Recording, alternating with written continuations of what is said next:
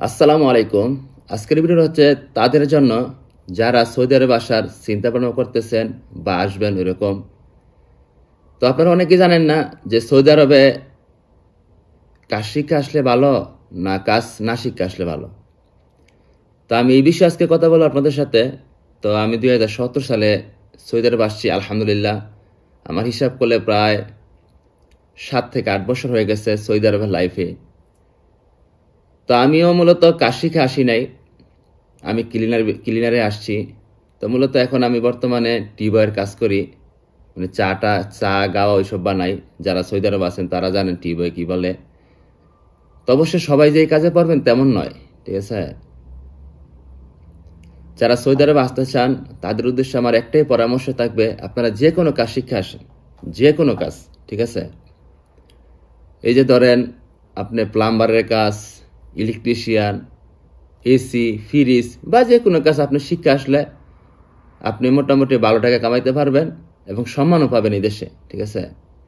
আর আপনি যদি ক্লিনার বিষয়ে আসেন তাহলে কোনো সম্মানও নাই, কাজও বেশি করতে হইব, সব কিছু আপনার সমস্যা হবে, বেতনও কম পাইবেন, ঠিক আছে।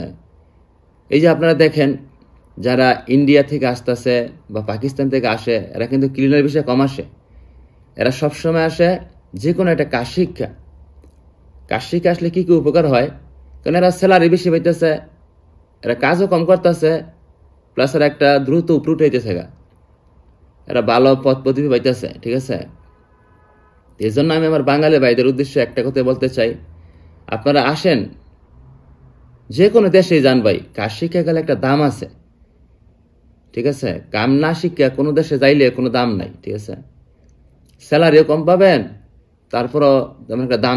কাজ শিক্ষা আসার চেষ্টা করেন প্রবাসে, ঠিক আছে। কাজ যদি শিক্ষা আসতে পারেন অবশ্য ভবিষ্যতে ইনশাল্লাহ ভালো কিছু টাকা কামাইতে পারবেন বা ভালো পজিশনে যাইতে পারবেন, ঠিক আছে।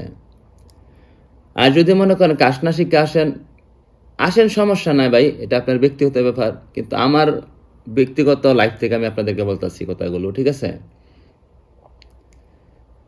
যারা আপনার আত্মীয় স্বজন আছেন বা যে কোনো দেশে আছে তাদের কাছ থেকে পরামর্শ নিয়ে আসার চেষ্টা করেন যে কাজ শিখে আসলে ভালো না কাজ না শিখে আসলে ভালো, ঠিক আছে। তো অবশ্য আপনারা, আমি আমার অভিজ্ঞতা থেকে একটা কথাই বলি, আমি মনে করি কাম শিক্ষা আসলেই ভালো, ঠিক আছে। কাম শিক্ষা আসলে বেতনও বেশি থাকে, প্লাস আপনার সুযোগ সুবিধা ভালো থাকে। আর যদি কাম না শিখে আসেন তাহলে বেতনও কম থাকে, সুযোগ সুবিধাও কম থাকে, তারপরে জানেন আরো বহুত নানান ধরনের কাহিনী থাকে, ঠিক আছে। তা আপনারা যারা কাম শিখে আসেন তারা কিন্তু আরো আসতে কম টাকা লাগে, ঠিক আছে। এমন নয় যে এটা কাম শিক্ষা আমার আরো বেশি টাকা লাগবে আসতে, না, তেমন না, একই টাকা লাগে, ঠিক আছে। অতএব কেন আমরা এই ভুলটা করি, কাম না শিক্ষা যে কোনো দেশে আইসা পড়ি, মনে করি যে বিদেশ গেলেই টাকা। না ভাই, বিদেশে গেলেই টাকা না, ঠিক আছে।